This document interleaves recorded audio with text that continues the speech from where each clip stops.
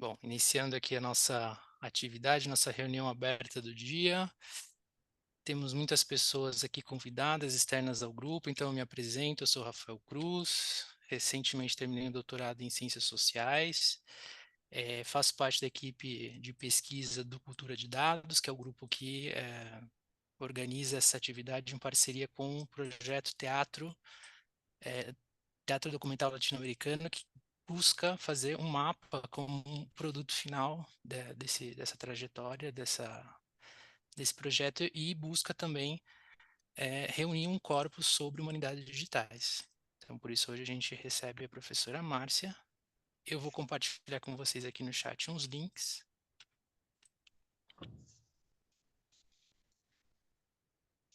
Então, nós temos aí o texto base do encontro de hoje, tá? Quem não participa ainda do grupo de e-mails, de contatos que a gente tem, pode participar. E também quem tem o grau de doutor e quer participar de algum tipo de iniciativa, e quer conhecer a UNA e quer trabalhar com pesquisa em artes, nós temos uma convocatória aberta no Instituto, que é o nosso lugar de trabalho em Buenos Aires. Então, vocês estão convidados aí a conhecer, tá? Então, enquanto eu continuo aqui a aceitar os colegas que vão entrando na sala, eu peço a Pamela que faça a apresentação aí do projeto e uma introdução à professora Márcia.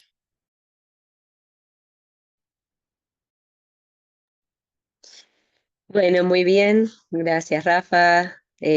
Saludo a todos los presentes. Yo voy a hablar en español, lo vamos a hacer así, cada uno habla en su idioma y bueno, al final, para el momento de las preguntas, también van a poder hacer comentarios, preguntas en el idioma que les quede más cómodo.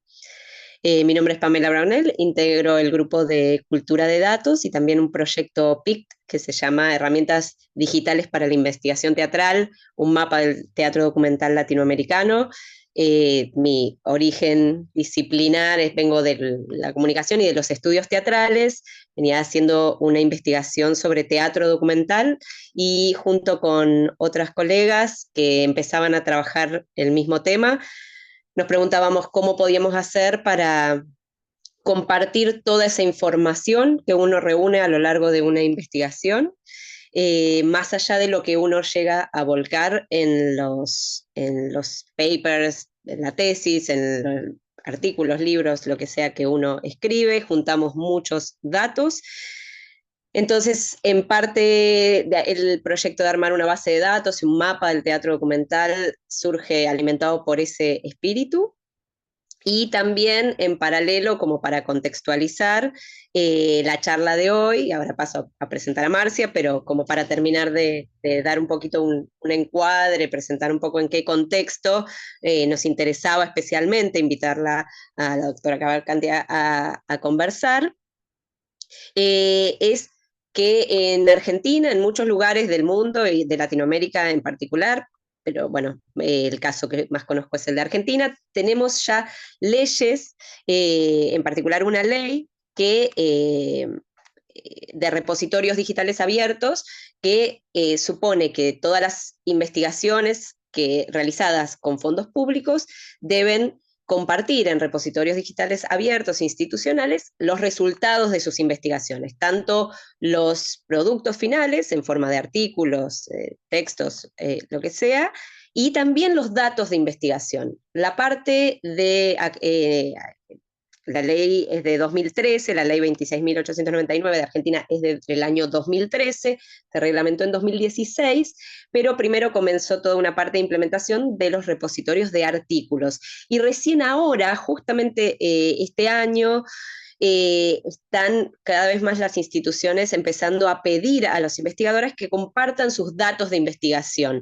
Y esto ha vuelto muy álgida la conversación sobre qué son los datos de investigación, cómo se comparten en todas las disciplinas. Hay algunas disciplinas que tienen más experiencia o más tradición de hacerlo en las últimas décadas, los últimos años. En las humanidades en particular y en las ciencias sociales, pero sobre todo en las humanidades, esto resulta especialmente dificultoso a veces porque no solemos hablar tanto de nuestras investigaciones en términos de datos. Entonces, cuando llega el momento de compartir nuestros datos de investigación, nos damos cuenta que en realidad necesitábamos organizar nuestra información y pensar nuestros modos de trabajo desde el comienzo de las investigaciones para luego poder compartirlas. Así conocimos el trabajo de Marcia, que viene reflexionando sobre esto, y entonces por eso le invitamos a dar esta charla para conocer la reflexión que ella viene haciendo en este campo y, bueno, compartir su propuesta y poder hacerle preguntas, dialogar. La presento entonces. La doctora Marcia Cavalcanti es doctora y magíster en Ciencias de la Información del programa de posgraduación en Ciencias de la Información del Instituto Brasileño de Información, de Información en Ciencia y Tecnología, y tiene un postdoctorado en el mismo programa. Es graduada en Ciencias Sociales por la Universidad Federal de Río de Janeiro y es también graduada en Letras, sí, en Letras. Es profesora de grado en el maestrado profesional en gestión del trabajo en la Universidad Santa Úrsula y es integrante del laboratorio en red de humanidades digitales LARGUM.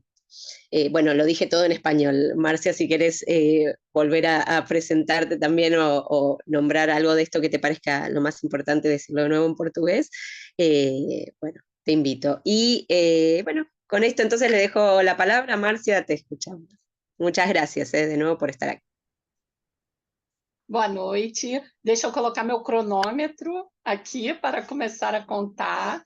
Boa noite a todos e todas presentes.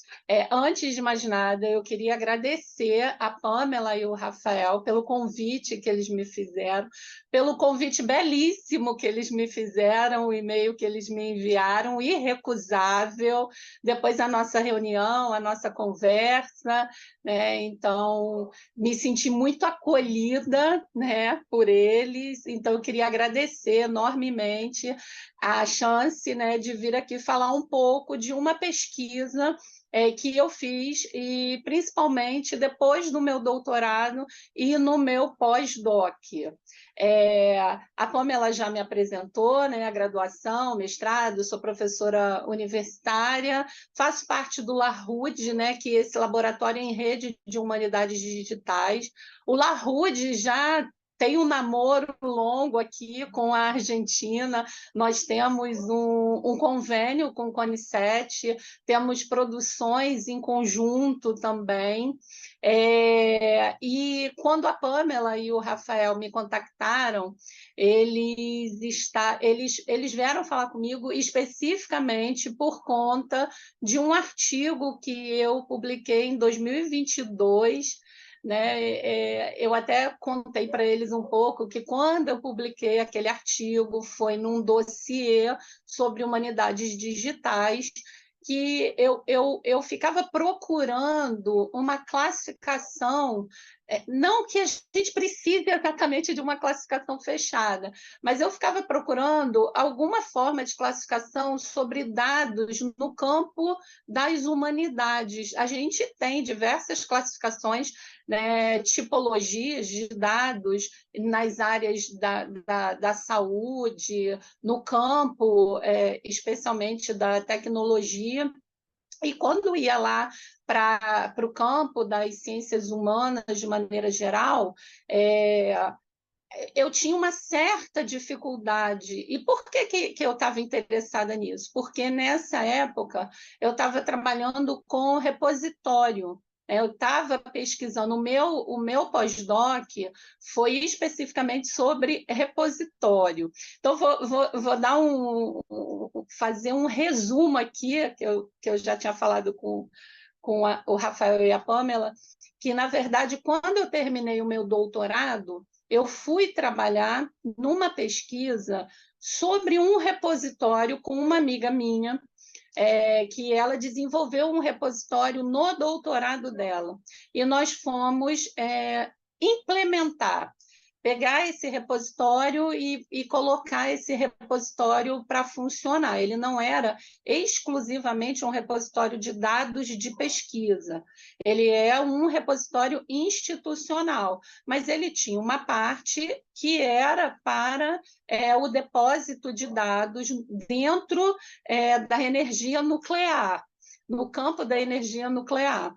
e aí era todo tipo de resistência possível com relação ao compartilhamento desses dados. E quando a gente abre lá o repositório e vai alimentar com um conjunto de dados, a gente coloca o tipo de dado, né? Que tipo de dado é esse? E isso ficava, eu ficava me perguntando, né? E dentro do meu campo das ciências sociais, letras, o que seriam dados, né? O que a gente poderia considerar como dados de pesquisa? Qual uma classificação? E nessa época, foi 2015, 2015 para 2016, bastante tempo, eu fui fazer um curso sobre humanidades digitais. Tá? Tinha uma pessoa, um brasileiro que estava vindo da Inglaterra, e lá ele já trabalhava, né? Falava muito de humanidades digitais, e aí eu fui fazer esse curso de 2 dias, e assim abriu, né? Não foi específico sobre dados ou sobre repositórios, mas ao mesmo tempo ele falava muito sobre compartilhamento, sobre reuso, no campo das bibliotecas, que é a área dele. E aí eu fui entrando um pouco no campo das humanidades digitais.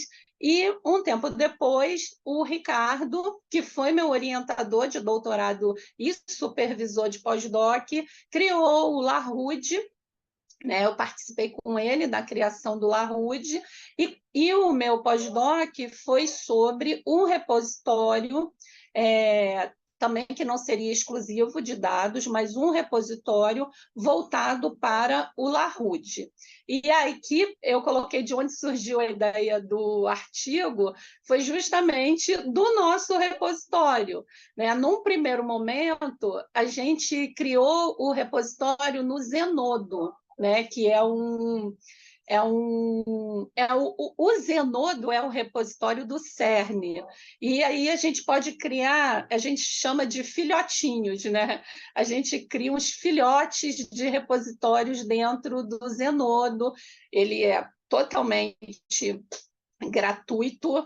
Eu brinco dizendo que nada no mundo é de graça. Tem algo aí por trás que a gente não sabe, mas eu reli toda a parte burocrática que eles colocam lá, os termos de uso, não tinha nada assim muito perigoso, então a gente primeiro começou usando o Zenodo, que existe até hoje. Eu vou até mais para frente abrir um depósito que um aluno meu do mestrado fez lá no Zenodo para poder mostrar aqui. E do Zenodo, a gente chegou no Maenduá, né? Que é o repositório criado pelo LaRude dentro do Dataverse, saiu da Verse ali, me perdoem, Dataverse, né? Dentro do Dataverse, a Leia. O Aleia é o repositório mãe do IBICT. E o Maenduá é o repositório filhote, né? Dentro desse repositório mãe, que é o repositório do LaRude. E esse repositório especificamente, óbvio, eu não fiz sozinha, né? Assim, o IBICT, o pessoal do IBICT que montou, como que eu posso falar? Ajustamos, digamos assim, customizamos de acordo com as nossas necessidades. Outros colegas também, embora tenha sido o meu trabalho de pós-doc, outros colegas também participaram, né, na construção do Maenduá, só que ele ainda não está assim, em uso total. Tem alguns depósitos lá feitos, mas o Zenodo, o LaRude do Zenodo, tem muito mais depósitos, muito mais objetos depositados do que no Maenduá. E aí, partindo do óbvio, não querendo ser repetitiva aqui de modo algum, mas isso é mania de professora de graduação, né? Então, se a gente vai discutir dados, dados de pesquisa, mais especificamente, a gente parte do conceito de dados, né? Que já que vocês vão ver mais à frente, né? Como está lá no artigo, e eu trouxe para cá para mostrar que quando a gente chega na definição de dados de pesquisa, dados de pesquisa, a gente não vai ter um consenso, né? Não vamos encontrar um consenso sobre isso. Então, uma definição para dados, né? Uma definição bem primária, é aquela que vem da computação. Então, dados eles são entendidos como uma sequência de símbolos, né? Letras ou números, que podem ser descritos, armazenados e manipulados por computadores, né?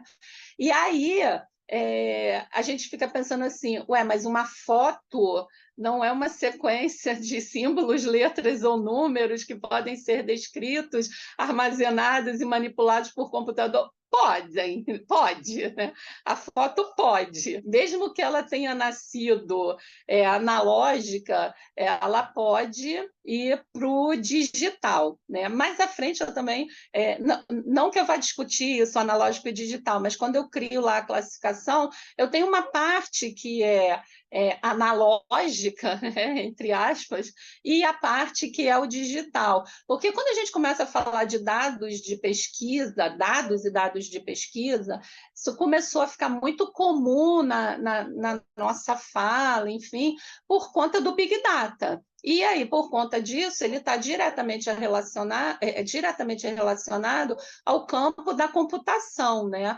Mas, na verdade, os meus dados de pesquisa, eles não necessariamente, no campo das ciências humanas, serão esses dados uma sequência de símbolos, né? Letras ou números, tá? E aí, para que esses dados passem a ter algum significado, eles precisam ser contextualizados, né? Os dados, né? O grande problema do Big Data, quando as pessoas falam o Big Data, o Big Data, o Big Data, o grande problema é que, legal, eu tenho lá uma avalanche, milhões, bilhões de dados, mas esses dados emaranhados, misturados, soltos, eles não têm nenhuma utilidade se eu não souber como minerá-los, né? Se eu não souber como utilizar, se eu não contextualizá-los, tá? E essa contextualização dos dados, ela vai aumentar de forma exponencial quando os diferentes campos, né, campos da ciência, campos de pesquisa, eles começam a construir pontes, começam a dialogar e começam a colaborar, né? Então, quando a gente fala de dados georreferenciais, eu estou falando de dados que são produzidos num campo específico, mas fazendo a minha pesquisa aqui no campo das ciências sociais, que é diferente, né, que está em outro campo, eu posso utilizar dados georreferenciados, né? Eu posso fazer o uso desses dados também. Então, é nesse sentido da construção dessas pontes, desses diálogos, e é óbvio que isso se tornou algo mais fácil a partir dos avanços tecnológicos, a partir da computação. E a gente vê isso cada vez mais a partir, principalmente, de iniciativas como a ciência aberta, que eu também vou falar rapidamente um pouquinho mais lá na frente, tá? Eu botei esse exemplo aqui Perdão, eu não vou explicar, né? Mas é porque eu gosto, eu adoro essas duas imagens. O Futuro das Coisas é uma página que tem no Instagram, na verdade, não é uma página, eles têm uma página no Instagram, ele é um instituto aqui brasileiro que dá cursos, e eu acho que eles têm uma visão maravilhosa, e eles fizeram essa postagem, e quando eu vi, eu dei um print e falei, não, isso daqui vai ser usado sempre que eu puder, né? Porque não adianta ter os dados, né? Não adianta eu ter os dados todos misturados, não adianta apenas ter os dados ordenados, não adianta apenas ter esses dados estruturados, não adianta apenas eu apresentar visualmente esses dados, né? Eles precisam ser contextualizados, eles precisam, como eles colocam ali, ser explicados em uma história. E aí eu coloquei esse exemplo aqui do lado só para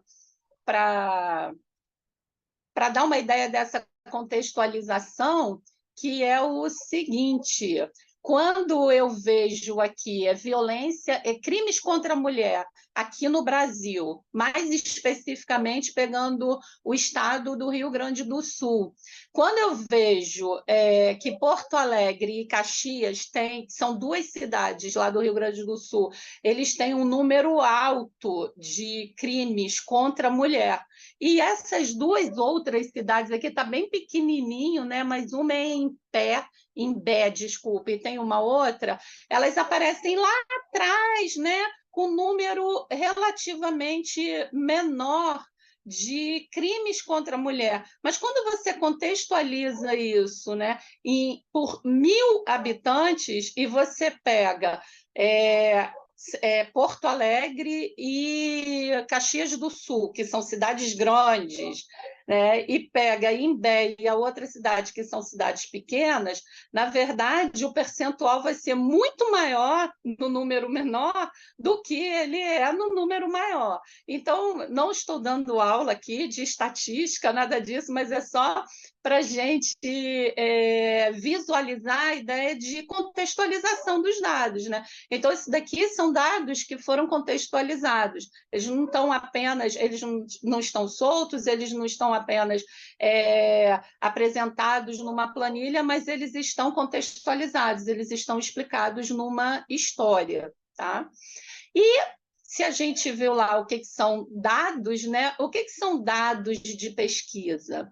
E aí é que a coisa começa a ficar interessante, porque quando eu fui escrever o artigo, eu parti de uma agência de pesquisa que tem aqui no Brasil, né? A gente tem agências de fomento à pesquisa que são estaduais.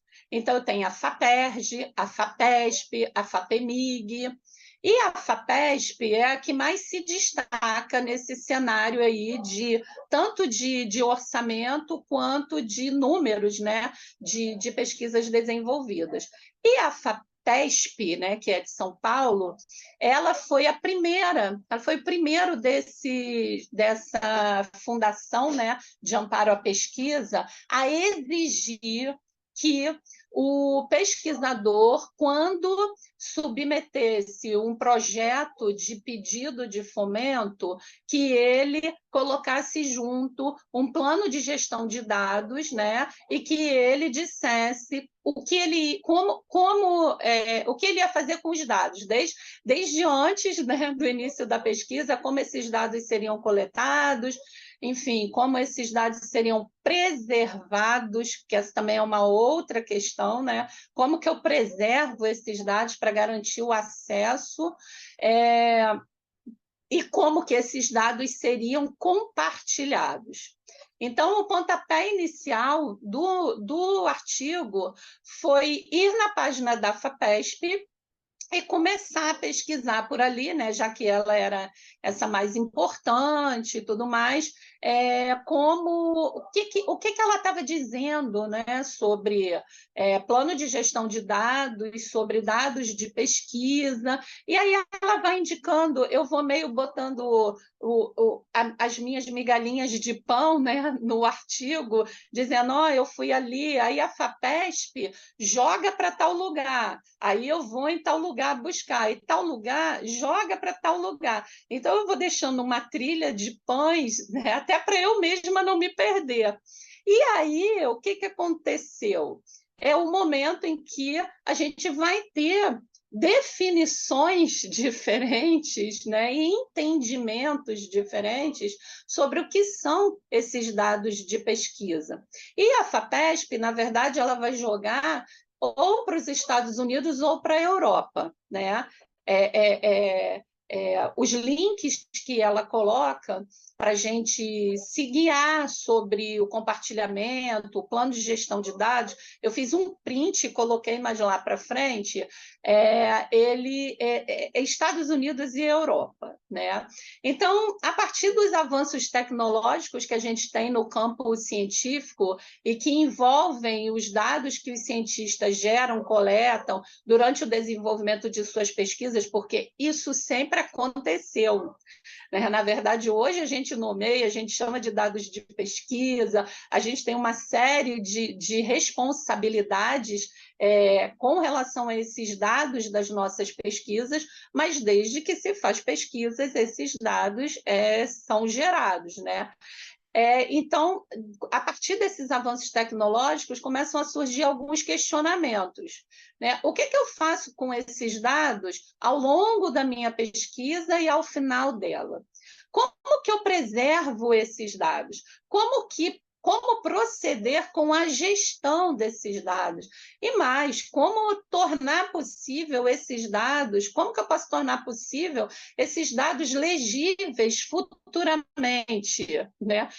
Onde que esses dados estão? Estão salvos em que tipo de programa? Né? Tem uma série de questões que impossível da gente esgotar hoje, né? E até porque eu também eu sou uma estudiosa, eu não sou, eu não domino todo o tema, todo o assunto, né?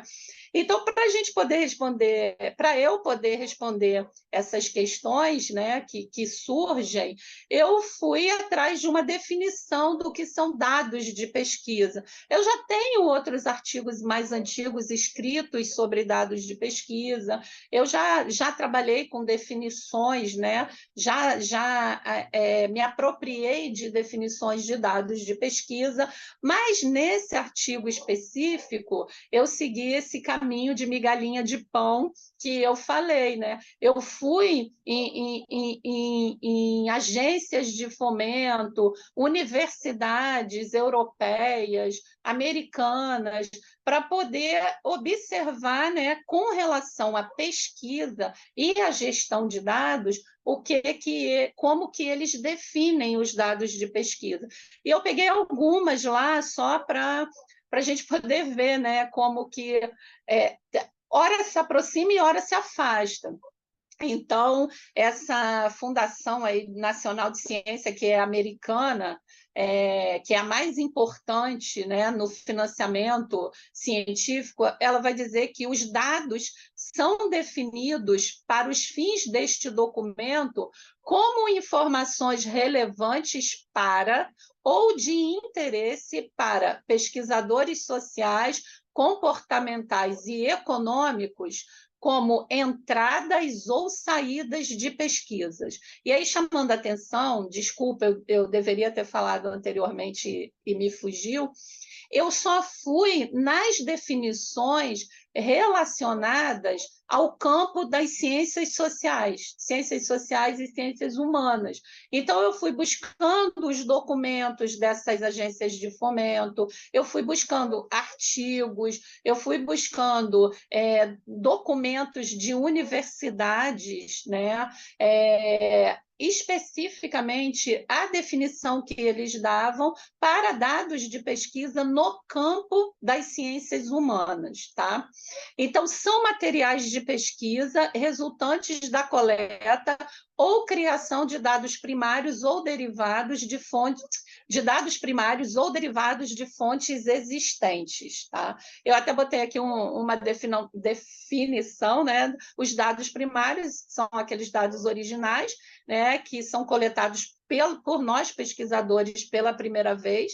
Então, a aplicação de questionário e os dados que a gente coleta, e os derivados já são aqueles dados analisados, né? Então, análises realizadas pelo pesquisador que coletou esses dados, aplicando o questionário e publicou num artigo, esses já seriam dados derivados, dados secundários, porque também tem classificação, dados primários, dados secundários, dados terciários, enfim. Aí a Universidade de Leeds, ela define dados de pesquisa como quaisquer informações que foram coletadas, observadas, geradas ou criadas para validar os resultados originais da pesquisa. Eu acho isso tão amplo, né, que eu li, eu ficava assim, eu lia em inglês mais de uma vez, né? Tipo, eu estou entendendo mesmo, porque eu achei qualquer coisa. É como se eles parece aqueles memes, né? Que pegam um autor conhecido e aí o autor quer dizer, dado de pesquisa, diz aí, é qualquer coisa. Aí alguém fala, mas fulano, você não pode escrever assim. Aí ele vai, então, são quaisquer informações que foram coletadas, observadas. Eu tenho essa sensação, sabe? E embora geralmente sejam digitais, os dados de pesquisa também incluem formatos não digitais, como cadernos de laboratório e diários. Diário de campo, de quem é da área da antropologia, né, do campo, observação participante. Né? Então, você faz seu diário de campo, acho que do mesmo modo que as pessoas associam o historiador ao arquivo, eu associo o antropólogo ao caderno e o lápis, né? A ideia de que está ali observando, sempre com um caderninho para fazer suas anotações. Já na Universidade de Leicester, né, tem uma página chamada O que é dado de pesquisa?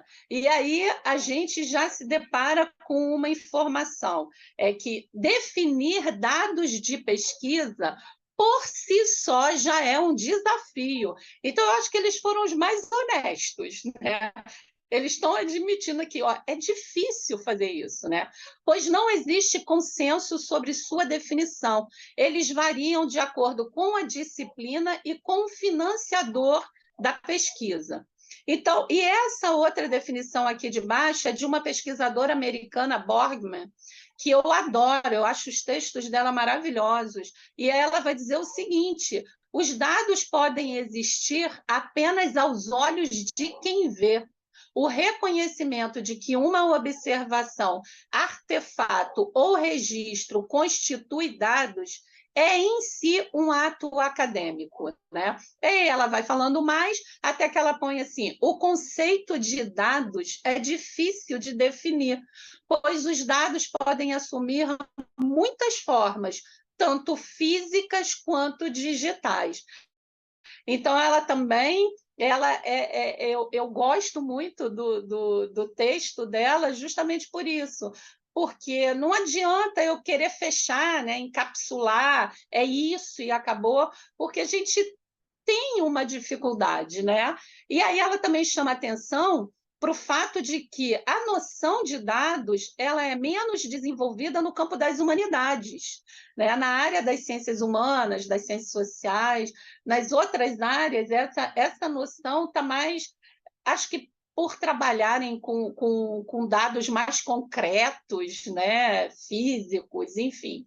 E aí, um outro pesquisador vai dizer que todos os pesquisadores trabalham com dados, mas o que você chama de dados vai depender da sua disciplina.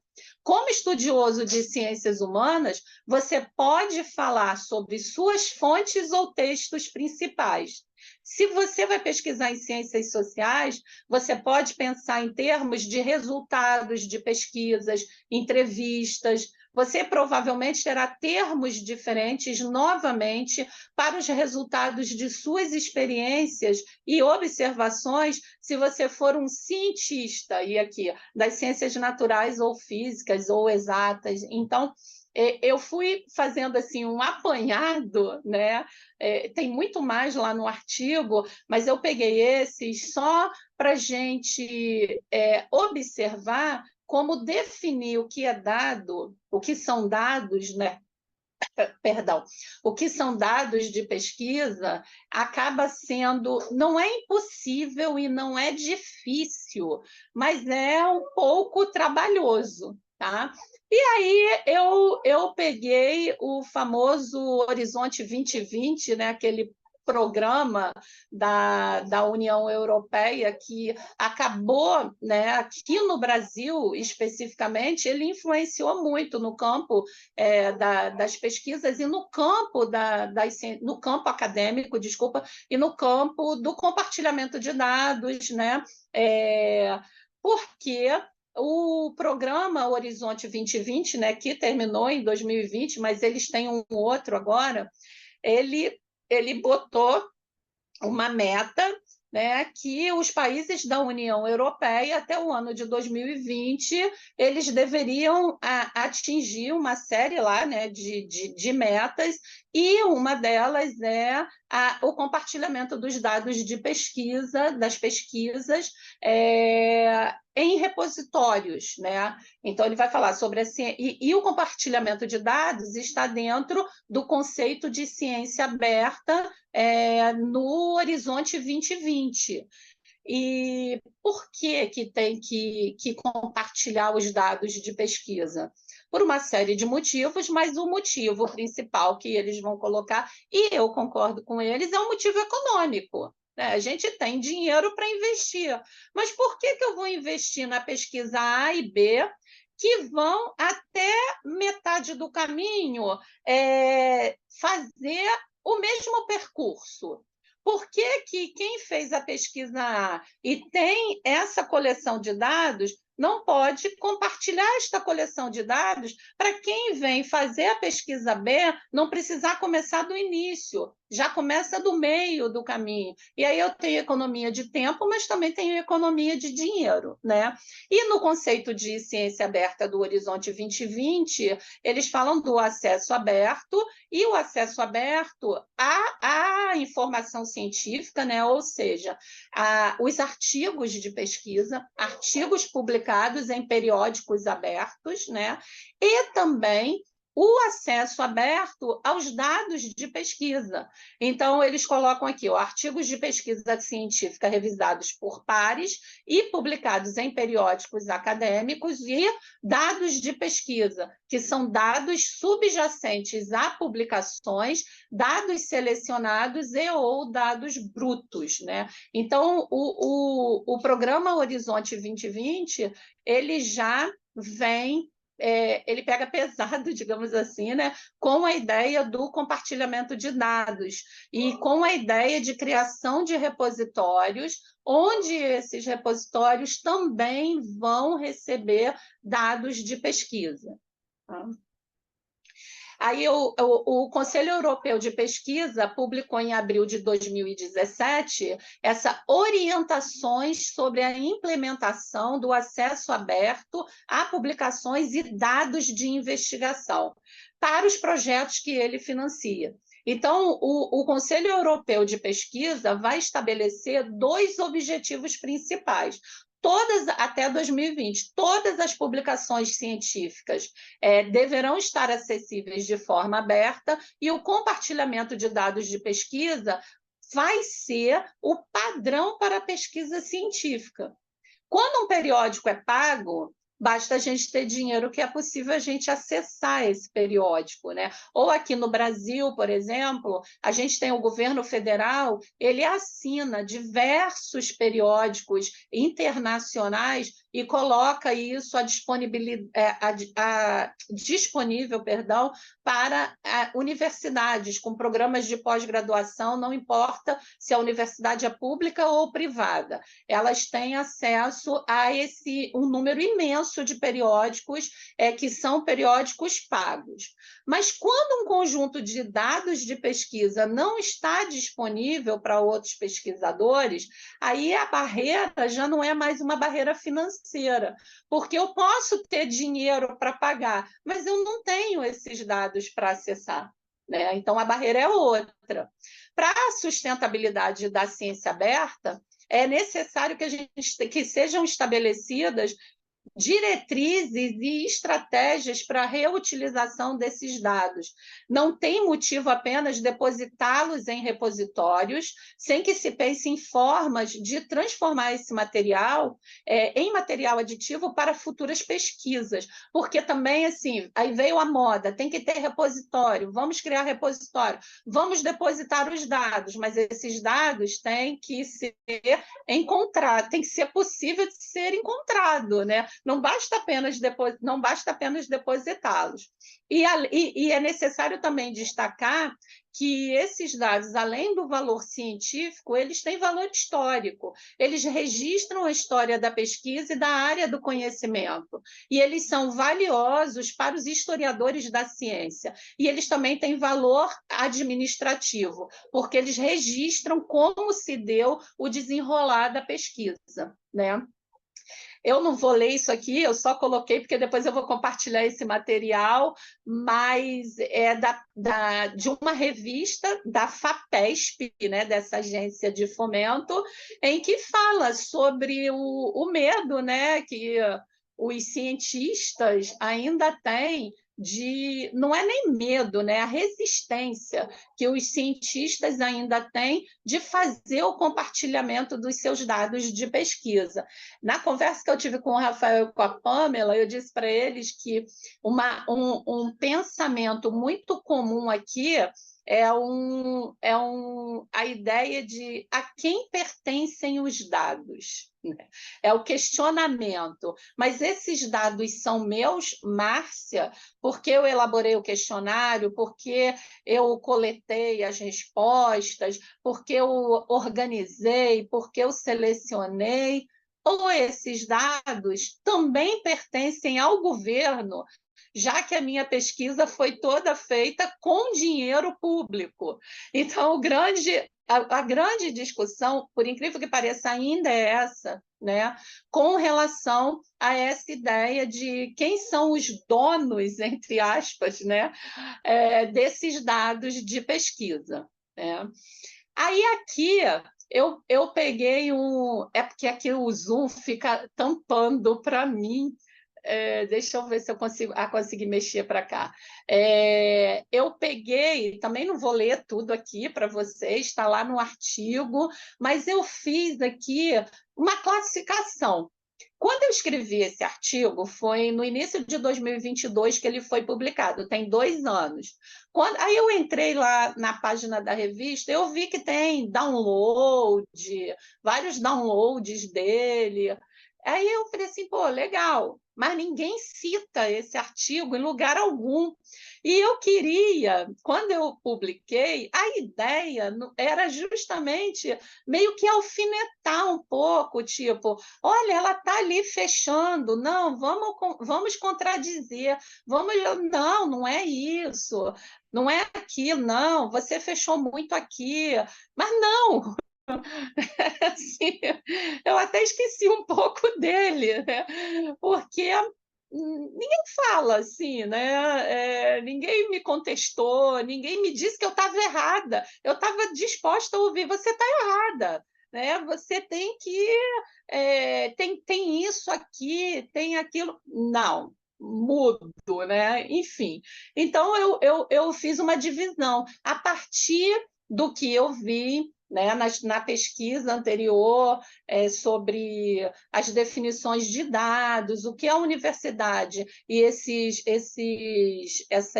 instituições de fomento à pesquisa iam definindo como dados no campo das ciências humanas, aí eu fui pensando. Consultei o Ricardo, né, que foi meu orientador, meu grande amigo, e falei, Ricardo, dá uma olhada nisso, o que mais que a gente pode pensar, né, para colocar aqui? E eu dividi formato não digital e formato digital. Né? Porque aí fotos têm em formato não digital, mas elas também têm em formato digital. Né? E eu até coloquei uma nota de rodapé ali em formato não digital, porque, na verdade, não significa que elas não possam migrar para o digital. Né? Foto, mapa, tudo que está aqui. Não significa que não possa migrar para o digital, mas mais especificamente sobre aquilo que nasce em meio não digital. Aí, cadê? Eu botei também aqui o compartilhamento, os benefícios, né, do compartilhamento dos dados.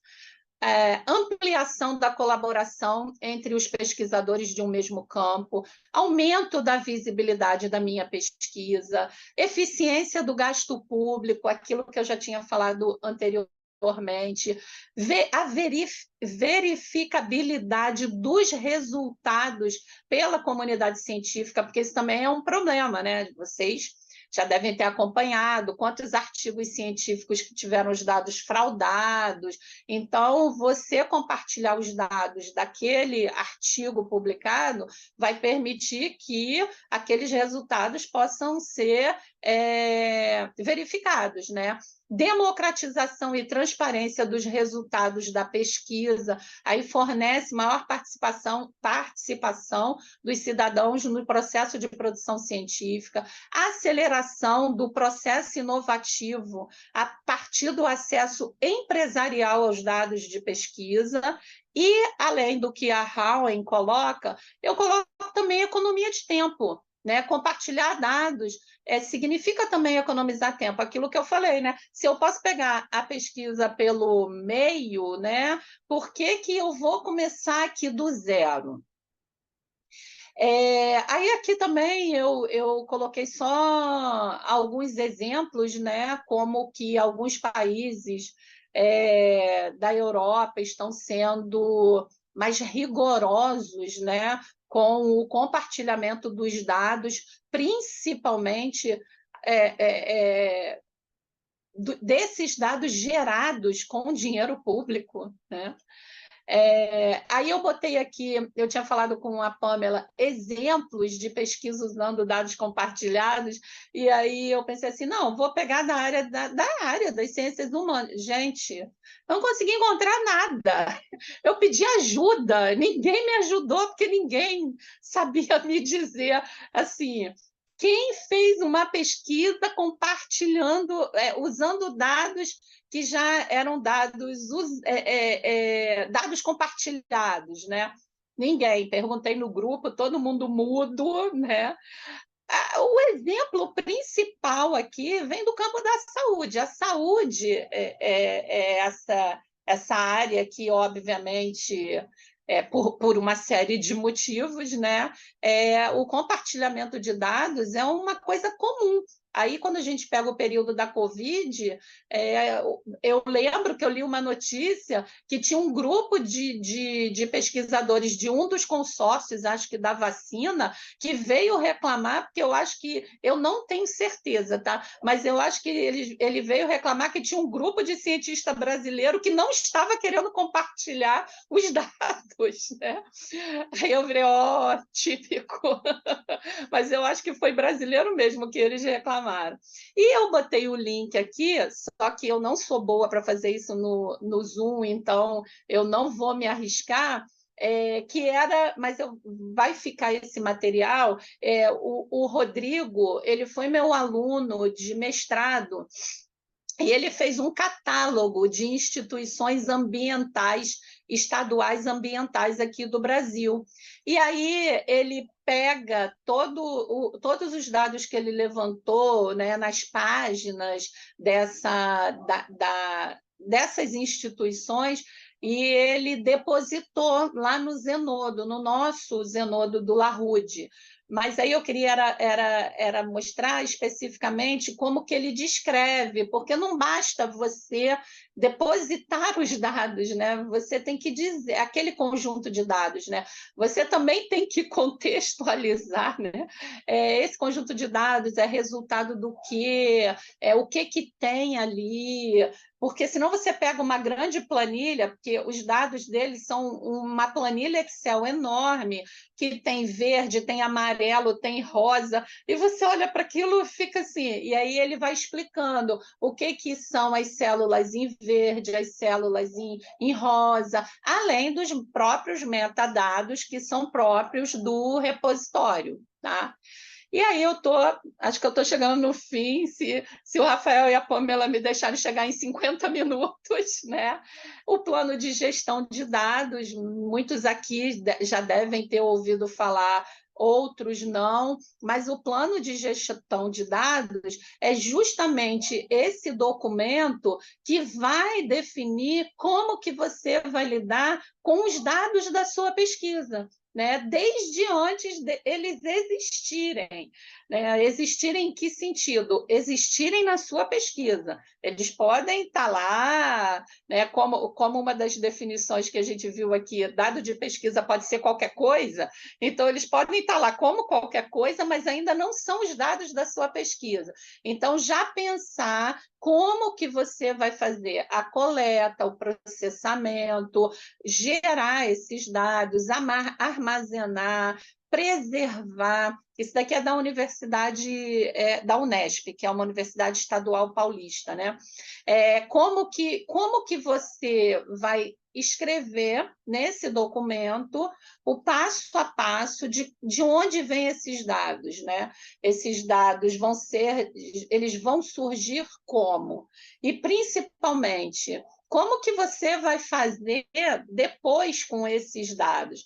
Essa imagem aqui, que é da Luana, né?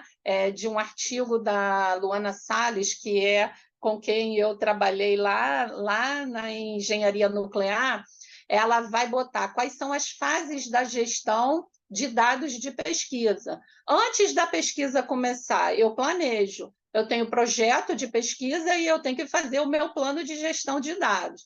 Durante a minha pesquisa, eu tenho ou a coleta ou a geração dos dados, né, dependendo da área aí, do que eu vou fazer, o processamento, o controle de qualidade, a limpeza dos dados, os metadados disciplinares, o armazenamento seguro, backups, análises, e depois que a minha pesquisa termina, avaliação, catalogação, contextualização, questões éticas e legais relacionadas aos dados, publicação, preservação de longo prazo, compartilhamento e acesso e reuso, né? Então, esses seriam as fases da gestão dos dados de pesquisa. E o que deve ter num plano de gestão de dados?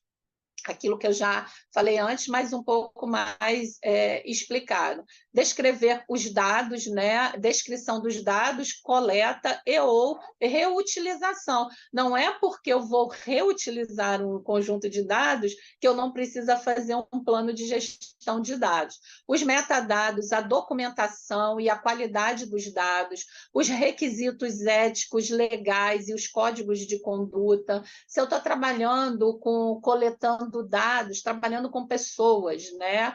E dependendo dos dados que eu estou coletando, né? Um questionário que eu fiz sobre o que me interessa, eu posso estar no campo das ciências sociais e trabalhar com informações pessoais sobre saúde, dependendo do que eu estou pesquisando. Quais são os requisitos éticos, né, com relação a esses dados, a coletar, e não apenas a coletar, né, anonimizar esses dados, como apresentar esses dados, né, na minha pesquisa, o armazenamento e o backup durante e após o processo de pesquisa. Às vezes a gente pergunta assim para alguém, mas e os dados da sua pesquisa? Ou nem fala dados, assim, e o material que você está usando na sua pesquisa, onde ele está? Está no meu computador. Mas você tem cópia? Não. Mas você não tem cópia? Não. Mas se acontecer alguma coisa com o computador? Não vai acontecer.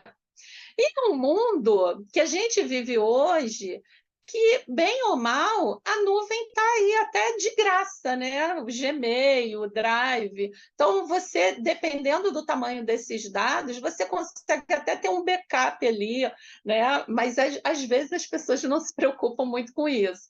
A seleção e a preservação desses dados, o compartilhamento, como que esses dados serão compartilhados e o reuso deles, e as responsabilidades e recursos. E aí tem a questão também quando os dados, eles são dados que vão gerar algum tipo de produto lá na frente, eu não posso compartilhar esses dados. Na verdade, você pode usar um repositório, fazer o depósito dos seus dados e não permitir o acesso durante um período. Então, se você tem dados da sua pesquisa, por exemplo, trazer aqui para o nosso campo, digamos. Não, mas isso vai virar um... Eu fiz essa pesquisa, publiquei até um artigo, mas os dados que eu publiquei o artigo, eles vão virar um filme. Eu estou produzindo um filme, né? Eu não quero, tem coisas ali que eu não quero que ninguém saiba, que ninguém veja por enquanto. Você pode fazer procurar um repositório confiável, né? Também tem essa ideia da confiabilidade do repositório, compartilhar os seus dados, não compartilhar, desculpa, depositar os seus dados, mas não permitir que eles sejam acessados. Então, isso é uma segurança para você, né? Como fala? Uma segurança na... Ai, meu Deus, perdi a palavra, mas uma segurança para garantir, né, que os dados não serão perdidos. É isso que eu estou querendo dizer. Mas, ao mesmo tempo, eu posso proibir o acesso. Se eu sou de uma área que vai gerar lá no final propriedade intelectual, óbvio que esses dados não serão gerados, mas guardar esses dados só no seu computador, ele está mais... como que eu posso dizer? Ele é mais perigoso ele no seu computador do que ele num repositório, porque o seu computador não é só que pode queimar, mas ele também pode ser invadido, a não ser que você vai colocar num computador que não tem acesso à rede. Se você tem certeza que seu computador não vai acessar aquele computador onde tem seus dados, não vai acessar a rede de modo algum, ok, mas o computador pode ser invadido, né? A gente vê isso inúmeras vezes e não é só em filmes, né? Aí aqui também não vou ler, mas como eu falei lá no início, a FAPESP foi de onde partiu esse artigo, né, nas orientações ali, e ela diz que um plano de gestão de dados ele tem que ter até 2 páginas, ele não precisa ter mais do que 2 páginas, né? Então, tem que descrever os dados e os metadados, eu tenho que colocar as restrições legais, né, quando aplicáveis, as restrições legais ou éticas para o compartilhamento desses dados, quais as políticas para garantir confidencialidade, privacidade, segurança, propriedade intelectual e também a política de preservação e compartilhamento. E o período de carência, né? Que é o período durante o qual esses dados serão preservados e disponibilizados. E aqui foi o que eu falei lá no início. Eu só botei o print, se vocês forem ver, eles vão falar aqui sobre o plano de gestão de dados e endereços onde a gente pode consultar manuais, exemplos de planos de gestão de dados.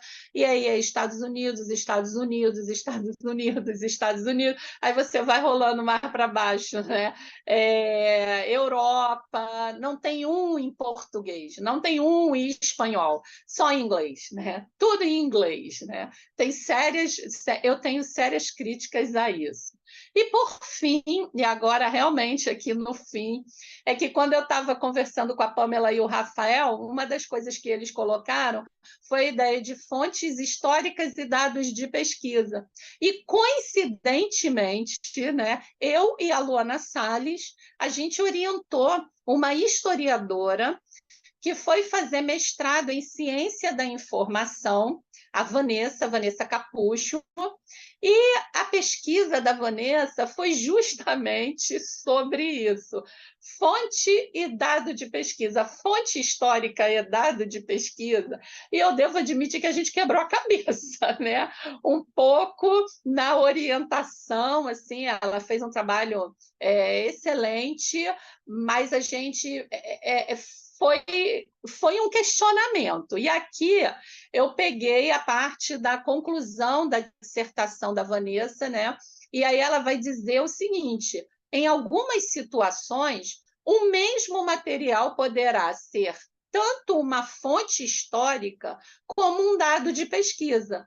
E essa compreensão poderá aproximar historiadores de importantes discussões que vêm sendo amplamente realizadas dentro do campo da ciência da informação.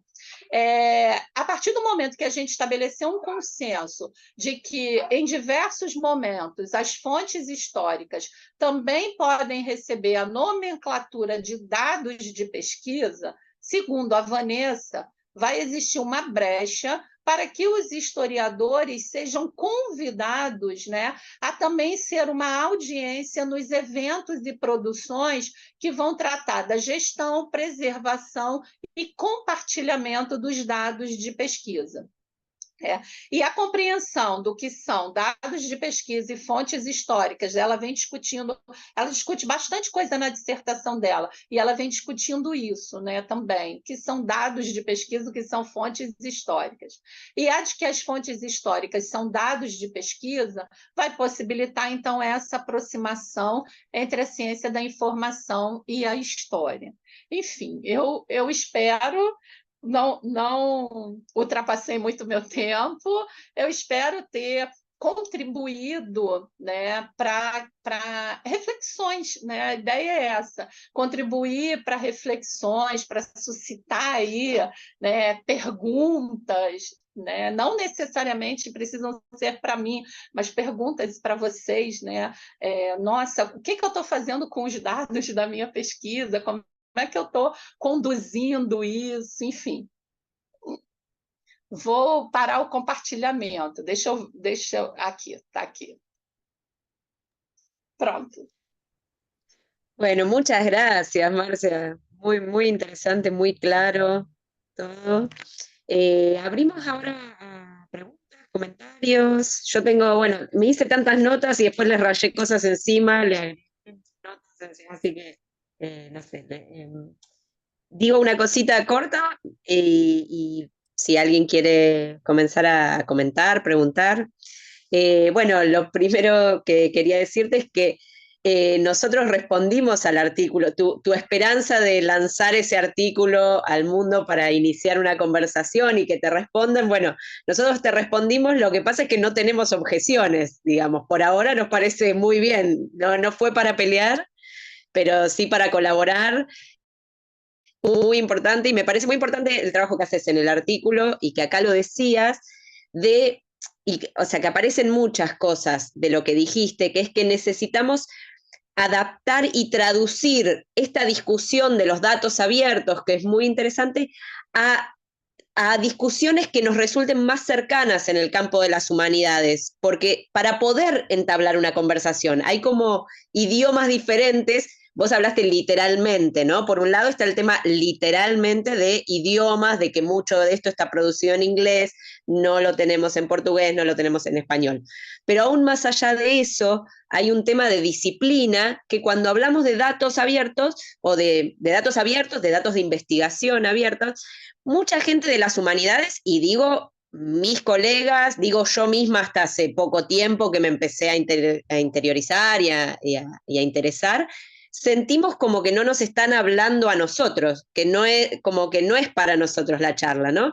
Mientras que ahora que traías esto de las fuentes, cuando hablamos de abrir las fuentes, de socializar las fuentes, de compartir, claro, sí, eso sí, de eso podemos hablar, ¿no? Eso lo entiendo.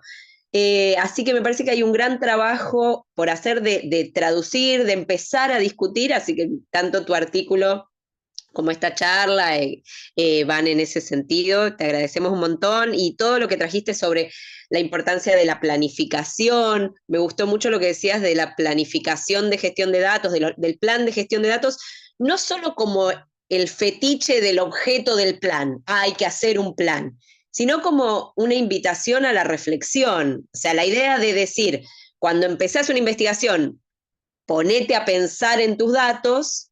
Es un poco eso, es tomate ese momento para planificar, porque si no lo haces, no vas a tener nada para compartir después. O sea, es muy difícil avanzar en una política de compartir datos si no está ese momento de planificación. Más allá de, ahora hay que hacer un plan de gestión de datos porque esto se exige. Y esto aparece mucho, yo lo estoy viendo mucho acá, no sé cómo es en Brasil, pero acá hay un gran riesgo con esta política de datos de investigación abierta en la medida que se empieza a conocer, que suena muy burocrático, suena como una exigencia más que se hace a nuestros investigadores y profesores de nuestras universidades en general ya bastante precarizados, ya bastante exigidos, o sea, y entonces, ahora encima tengo que aprender a hacer esto, encima tengo que compartir mis datos porque se puso de moda en Europa, porque se puso de moda en Estados Unidos. Entonces, me parece muy importante que discutamos los beneficios, o sea, la importancia de la planificación y la importancia de los beneficios, que era otra cosa que vos traías, y como primer beneficio ponías ampliar la colaboración, y después otras cosas que tienen que ver con la transparencia de la investigación, bueno, cosas que vos dijiste muy bien, y que me parece que nosotros podemos estar muy de acuerdo.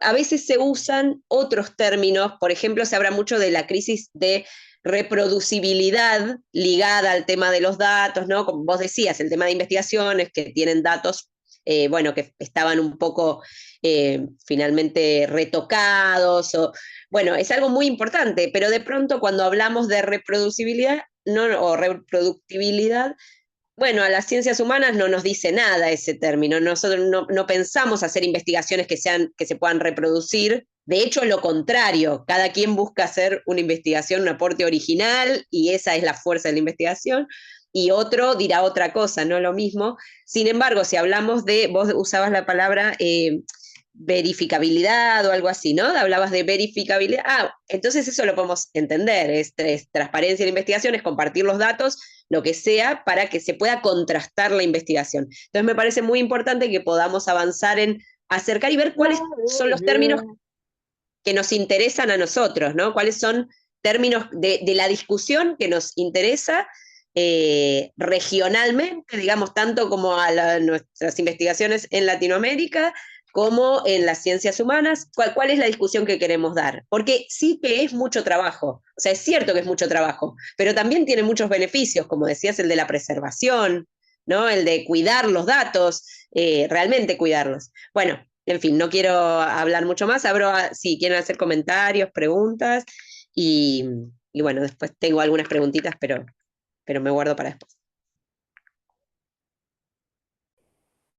E seguindo ainda, agora tem os princípios FAIR, que também vem lá da União Europeia, né? Os dados têm que ser é difícil fazer essa tradução para o português, né? Eles têm que ser encontráveis, eles têm que ser poder reproduzir, eles têm que ser confiáveis, enfim, tem uma série agora não uma série, são esses 4, né, requisitos aí quando você compartilha dados, e quando obviamente, você vai compartilhar os dados num repositório, e o repositório também tem que ter, tipo uma... não é uma autenticação, um selo, mas é mais ou menos isso, né? Tem que ser repositórios confiáveis. E aí, o que você estava falando da questão da reprodutibilidade dos dados, no avanço tecnológico que a gente vai hoje, por exemplo, se eu, lá na década de, sei lá, 90, salvei uma série de questionários, né, no disquete. Como que eu faço hoje para recuperar o que está nesse disquete? Ou eu tenho, sei lá, não teria como ter fotos, mas algo que foi salvo no disquete, como que funciona hoje? Até o próprio CD. Eu não tenho na minha casa nada que lê CD. Mas eu tenho uma coleção de CD de música, CD de vídeo, mas eu não tenho nada que reproduza um CD na minha casa. É aquela coisa que eu guardei por, ah, não, mas eu amo essa cantora, eu quero ficar com o CD dela. Mas não tenho onde tocar. Né? Então, é pensar um pouco nesse caminho, porque também a ideia de como que esses dados serão reutilizados no futuro, a partir de onde eles estarão, onde não, como eles estarão armazenados. Né? Também é uma série de questões. A gente, como você colocou, Pamela, aqui no Brasil, a gente não tem uma lei que obrigue compartilhamento de dados de pesquisa. A gente tem agências de fomento, a FAPESP, como eu falei, que já exige isso há quase 10 anos. Não sei se a FAPERJ exige, há pouco tempo não exigia, não sei se começou a exigir, não sei como estão as outras, né? Mas a sensação é que a forma como falam para a gente, não, é muito simples, você tem que compartilhar e preservar seus dados. Mas não é tão simples assim. É trabalhoso, tem custo, né? Dependendo de onde você vai depositar, tem repositório europeu ou estadunidense que você paga para depositar os seus dados, né? Enfim, tem uma série de questões, né, que envolvem o compartilhamento dos dados de pesquisa, mas ainda que tenha todas essas questões envolvendo, é bom para suscitar discussão. Né? E quando você fala do campo das ciências humanas, no início de 2020, o projeto era que eu, o Ricardo e outras pessoas do LaRude, a gente fosse nos cursos, né, nos programas de pós-graduação daqui do Rio de Janeiro, de História, né, tem alguns, uns 5, 6, pelo menos, e a gente conhece pessoas em cada um deles, e era justamente conversar com os alunos do mestrado e doutorado sobre isso, sobre o que são dados de pesquisa no campo das ciências humanas, da história mais especificamente. O Ricardo é historiador e eu tenho os 2 pés na história, embora eu seja cientista social. E, enfim, falar do LaRude, falar do repositório, explicar o que é um plano de gestão de dados, como fazer esse PGD. E aí veio a pandemia e destruiu tudo, os sonhos, os planos, e a gente não conseguiu retomar isso, mas ainda é algo que paira.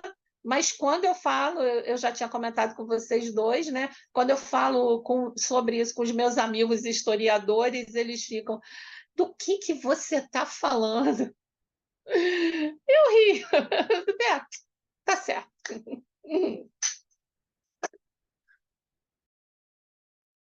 Mas é interessante, Márcia, porque justamente eles acho que podem ajudar muito esse momento de transição que a gente está passando, né?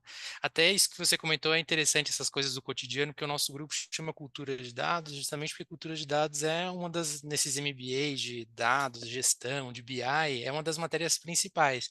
Só que a gente quis falar da cultura que a gente trabalha, né? Da gestão cultural, arte e tal. Então, essa coisa da apropriação de termos que são de outros campos para nós, né? Então isso também a transdisciplinaridade é um desafio. E aqui no grupo mesmo a gente tem, acho que acho que temos 2 ou 3 casos de pessoas que trabalham no mesmo campo dentro, é claro, das humanidades, mas só nesse guarda-chuva a gente já vê uma diversidade e uns debates nesse sentido, né? Um debate assim quase ontológico, né? Do que nós temos, o que nós não temos, o que é possível registrar, o que não é possível. Mas muito interessante a exposição, realmente são muitas perguntas.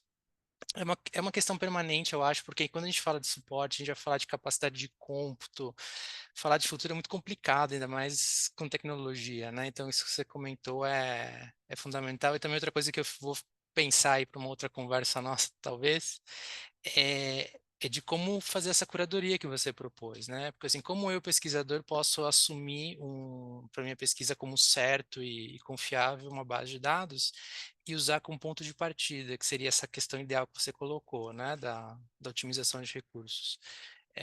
Será que a gente vai ter um perfil aí, sei lá, uma revisão por pares para a base de dados? Eu fico pensando em como operacionalizar essas questões, né?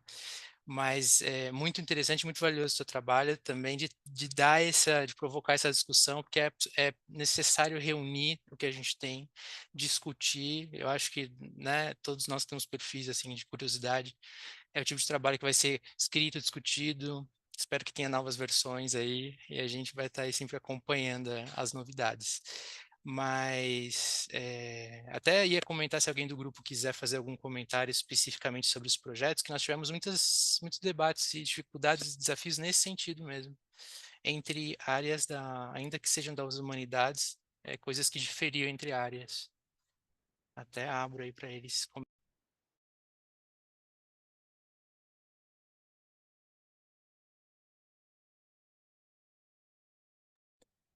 Ou o próprio trabalho da Pamela, porque é um dos projetos, né?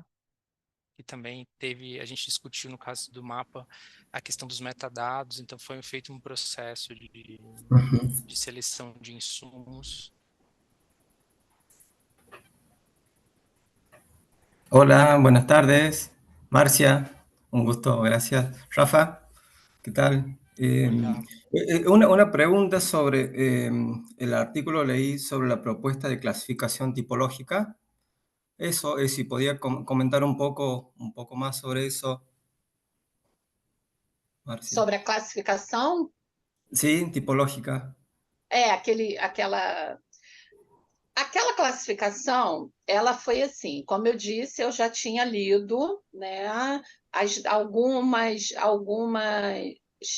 definições e encontrei na agência americana de financiamento, eles têm lá uma classificação bem pequenininha, o que seriam dados de... eles trabalham com ciência comportamental, ciências sociais comportamental e uma outra que comporia essa área que aqui no Brasil a gente chama de ciências sociais ou ciências humanas. Mas era um negócio bem pequenininho, até que acho que um pouco se repetindo, eu coloquei qual é essa classificação que eles fazem lá no artigo. E aí depois eu comecei a pensar a partir do que a gente vê no próprio laboratório em que eu participo, lá do LaRude. A gente começou, eu perguntando ao Ricardo, né? Ricardo, você tem mais alguma ideia? Porque lá no LaRude a gente é interdisciplinar. Tem letras, tem ciências sociais, tem história, tem programador, tem nossa arquivista, né? O grupo é bem heterogêneo e isso é uma riqueza enorme, né? Bibliotecário, enfim. E como a gente estava nas discussões sobre a criação do repositório e tudo mais, aí eu ficava, Ricardo, que tipos de dados que a gente vê aqui, principalmente dados que podem ser gerados em pesquisa nas ciências humanas, mas que são muito próprios da computação, digamos assim, né? Da matemática, um grafo. Né? A primeira vez que eu li essa palavra, eu virei, gente, escreveram gráfico errado. Aí depois eu falei, não escreveram gráfico errado várias vezes no mesmo texto, né? Eu achei que era uma tradução, alguma coisa que estava errada. Aí eu fui pesquisar, né? E grafo, né? São aquelas ligações, né, entre elementos do campo da matemática. E a gente lá trabalha com grafo também, tem pesquisa lá de integrante do LaRude, da ciência da informação, porque todos que estão lá sim, mais de 90% fizeram mestrado ou doutorado na ciência da informação. São pouquíssimos os que não fizeram, né? São assim, tipo um integrante externo que veio participar, mas não fizeram.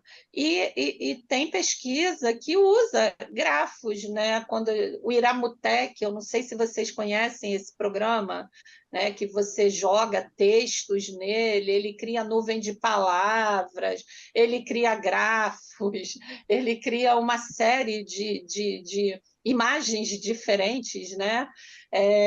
Enfim, e que a gente, no campo das humanas, estamos nos apropriando também, né? E podem ser dados, digamos assim, né, das nossas pesquisas, né? Dependendo da pesquisa que for feita. Então, eu fui tentando esgotar o máximo possível. Eu coloquei Facebook, coloquei Instagram, porque você tem pesquisa. Uma colega que fez doutorado comigo, na época, era eleição para governador do estado, e ela acompanhava em tempo real o resultado e a reação das pessoas no Facebook. Os dados que ela tirou foram gerados no Facebook, né? Então, o Facebook não é apenas uma rede social, é um lugar onde a gente também faz, né? Cria dados de pesquisa. Então, botei Facebook, coloquei Instagram, acho que eu coloquei TikTok, né? Sites em geral, internet, não internet, não quero falar internet de maneira generalizada, mas assim, de sites, enfim, é uma infinidade, por isso que eu falei.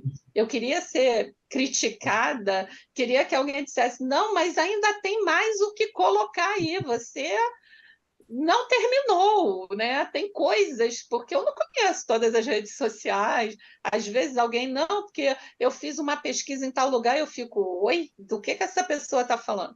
Então a ideia era essa. Quando eu criei a tipologia, era no sentido de como que a gente poderia classificar esses dados a partir do momento que eles entrariam no repositório.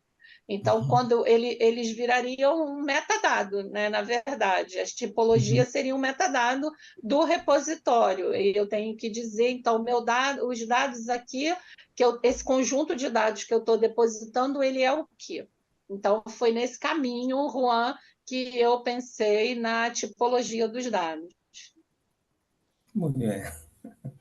Muchas Quería gracias. meter un comentario sobre eso, que a mí una de las cosas que me interesó mucho es el lugar que le das a cosas como las fotos, el video, o sea, la legitimación de eso como fuente. Yo viniendo de los estudios teatrales, o sea, para nosotros, para validar, para contrastar una investigación que se basa en, sobre todo yo trabajo en la escena contemporánea, entonces no tanto material de archivo, sino, bueno, obras recientes, pero si quiero que alguien, digamos, pueda contrastar esa investigación con algún tipo, o sea, con la fuente de información de la cual yo me nutrí, es clave que pueda compartir fotos, videos, material de sonoro, ¿no? Así que me parece me entusiasmó mucho ver el lugar que le dabas dentro de esa tipología, que es como una validación, un reconocimiento también a eso como dato, que en el escenario digital, bueno, es cierto que además las fotos son datos en un sentido muy concreto, de píxeles, o sea, que se pueden analizar como datos, pero más allá de eso vos también tomás lo analógico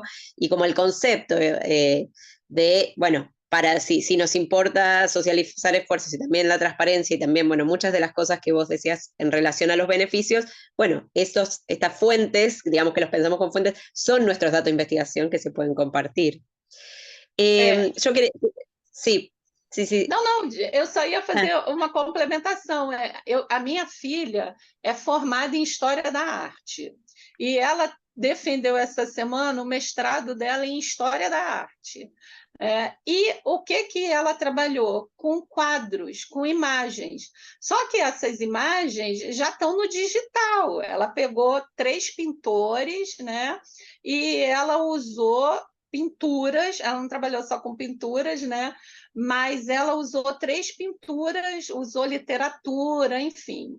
E Mas essa pintura, ela não foi analisar o quadro. Ela não foi analisar o quadro. Ah, esqueci o nome, gente, um dos quadros lá que ela analisou. Ela pegou a imagem do quadro que está na internet. E isso são dados, né? Isso faz parte do conjunto de dados. Ela usou artigo de jornal. Então, isso tudo faz parte do conjunto de dados dela. Obviamente, se a gente não tivesse o digital como tem hoje, ela tiraria uma foto ou ela pegaria uma reprodução do quadro, porque ela não poderia pegar o quadro e trazer para casa para analisar, né? Ela estaria ali no digital. Mas o quadro em si, ele é digital. Digital não, perdão. Ele não é digital, né? O quadro não é digital, mas o quadro é a fonte dela, na verdade, a reprodução do quadro. O Walter Benjamin aí se rodopiando lá no túmulo, né? Mas é a reprodução, né, do quadro. Mas só que ela não põe na dissertação dela que ela está analisando a reprodução do quadro. Ela diz que ela está analisando o quadro tal do pintor tal, né? Mas não é o quadro, se a gente for ali ser muito severo, não é o quadro literal que ela está analisando. Então, acho que aí pode gerar um pouco, digamos, né, essa confusão na mente da gente, mas o quadro é um dado da pesquisa dela, e a imagem da reprodução do quadro que ela pegou na internet, que é digital, é um dado da pesquisa dela também. Eu vejo desse modo, né? Sim. Temos uma pergunta da Laura, nossa colega do grupo, um comentário dela. Hola, ¿cómo están? Buenas noches. Hola, Marcia. Boa noite. Bueno, a ver, me anoté acá algunas cosas que me hacen así como ruido y pensar, y creo que no me van a dejar dormir a la noche, porque bueno, siempre estas cosas como que invaden mucho o interpelan mucho la actividad de investigación que por ahí uno realiza. Y trato de juntar un poco lo que leía en el artículo, que me pareció súper interesante, este cuadro de ejemplos de tipos de datos en función, digamos, de las ciencias y cómo, digamos, uno a veces deja de lado algunas herramientas o porque no se las imagina utilizándolas ahí. O porque simplemente nada, no las tiene, digamos, ni siquiera en consideración. Y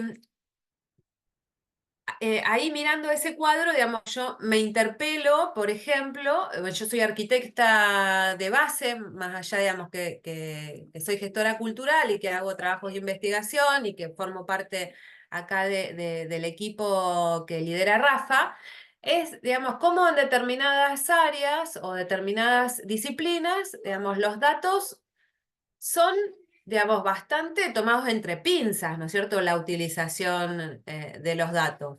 Entonces, en la arquitectura, por ejemplo, en el área tecnológica, yo ahí, digamos, incorporaría además de esto que decía Pamela y que decías vos con respecto a la fotografía, digamos, que me parece sumamente importante en la arquitectura, porque uno, digamos, rápidamente ve el reflejo de lo que estuvo y no está, de lo que fue y es, ¿no es cierto?, de lo que es y será, porque, digamos, uno podría proyectar hasta una foto a futuro, entonces, digamos, empezar a pensar otra manera de crear datos, pero además la planimetría, ¿no es cierto?, como uno, digamos, podría incorporar, digo, esto llevado también al urbanismo, es decir, bueno, cómo uno utiliza ese dato, digamos, esa información, mejor dicho, para construir un dato. Entonces me parece, digamos, que ese cuadro fue como así revelador, porque ahora, por ejemplo, yo trabajo con un becario,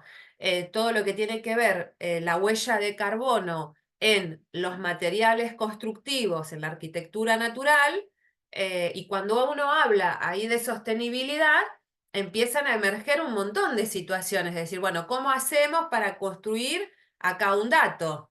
Y entonces la fotografía de las casas que vamos a relevar, la planimetría, el poder comparar con otra documentación para poder también tener la comparabilidad de ese valor.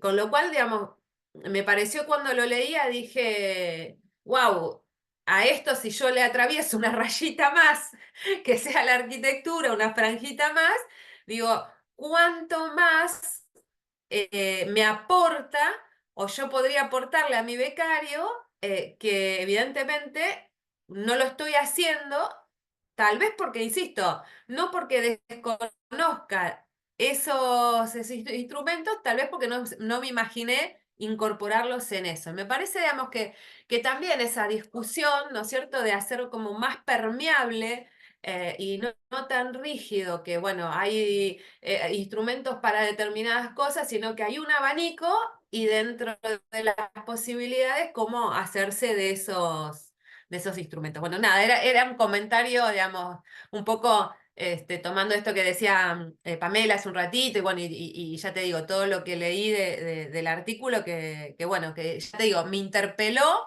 en ese sentido, decir, bueno, tal vez uno tiene que como que salir de la zona de confort, básicamente. Decir, bueno, a ver, ya esto me lo aprendí, podría mejorarlo, pero también, digamos, podría incorporar algo que me sacuda un poco y poder empezar a pensar otras cosas que entiendo que hablabas esto de la...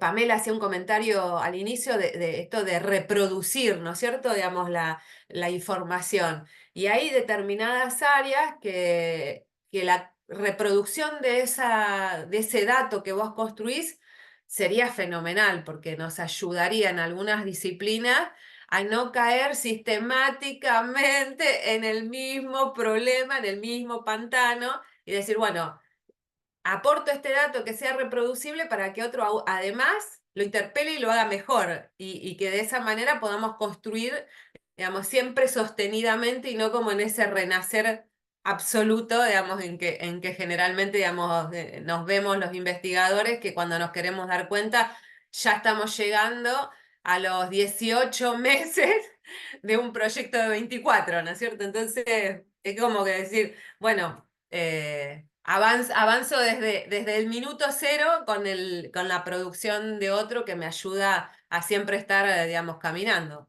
Así que bueno, nada, felicitaciones, me encantó, Marcia.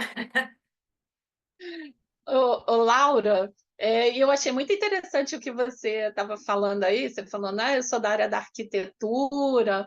Aí, se você pensar, por exemplo, quando isso para mim é da arquitetura, pode ser da engenharia, né? Não consigo fazer muita distinção. Fotos aéreas de um determinado lugar, né? Eu amo essas fotos, né? Fotos aéreas de um determinado lugar, de espaço, de determinado espaço onde algo vai ser construído, enfim. Essas fotos não são dados, né? Porque quando o arquiteto está lá fazendo o trabalho dele, ele não está fazendo uma pesquisa acadêmica, digamos assim, né? Ele está fazendo fotos que vão ser utilizadas para o planejamento daquele espaço. Mas essas fotos podem virar dados de pesquisa para quem trabalha no campo da sociologia urbana, por exemplo, que não é arquitetura, a arquitetura está num outro campo, né? Mas quem vem do campo da sociologia e fazer análises, né, de avanços de mudanças naquele espaço por meio dessas fotos, essas fotos são dados, se transformam em dados de pesquisa. Acho que é por isso a dificuldade, não só eu, mas como vocês viram, né, de tantos institutos europeus, americanos, estadunidense e pesquisadores de falar, olha, dado de pesquisa é isso, mas é meio que eu não quero me comprometer muito aqui quando eu estou definindo, sabe? Porque é como se a gente pisar-se ainda num terreno incerto, porque quando o biólogo está no laboratório e ele está fazendo experimentos ali, gerando lâminas, ele está produzindo os dados da pesquisa dele, e parece que é muito claro para ele, né? Para a área da saúde, parece que é muito claro para a área das exatas, né? Mas no nosso campo ainda é meio ofuscado, é meio nebuloso, digamos assim, né? Mas eu gostei de você ter falado das fotos da arquitetura, porque é isso, né? Ela não é, ela não nasceu como um dado de pesquisa, né? O arquiteto, quando estava ali com o fotógrafo, fazendo foto aérea, isso, aquilo, o pensamento é como que isso vai dar a base do meu trabalho, né? Do que eu vou projetar, do que eu vou analisar. Mas a gente se apropria disso como dados da nossa pesquisa, dependendo da pesquisa que está sendo feita, né? Eu também, assim, eu não sou a pessoa que falo de forma absoluta, é o modo como eu vejo. Obviamente, outra pessoa pode ver de modo completamente diferente do meu. Não sei se você concorda.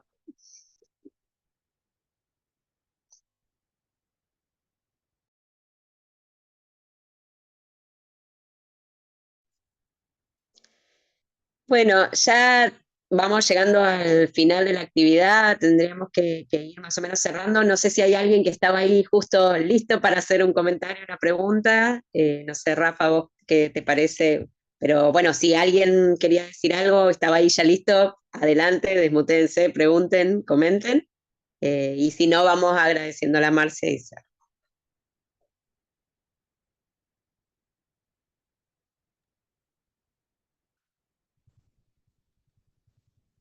Bom, eu só quero comentar que eu acho que nós temos, Pami, temas para um ciclo de reuniões para discutir vários aspectos disso. Eu acho que vale a pena a gente pensar nisso depois, né? Mais uma vez agradecer a Márcia pela disponibilidade, pela generosidade de estar aí com a gente aí, compartilhando conhecimento.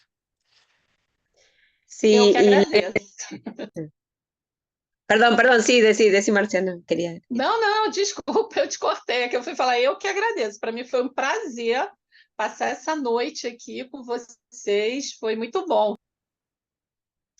Bueno, muchas gracias, Marcia, gracias también, bueno, a los compañeros, compañeras del grupo y también a toda la gente que se acercó, la verdad que mucha gente se interesó en la charla y bueno, les agradecemos y seguimos en contacto, nos gustaría también conocerles a quienes se acercaron a esta charla, también saber qué están pensando, así que bueno, seguimos en contacto por las redes del grupo, por mail.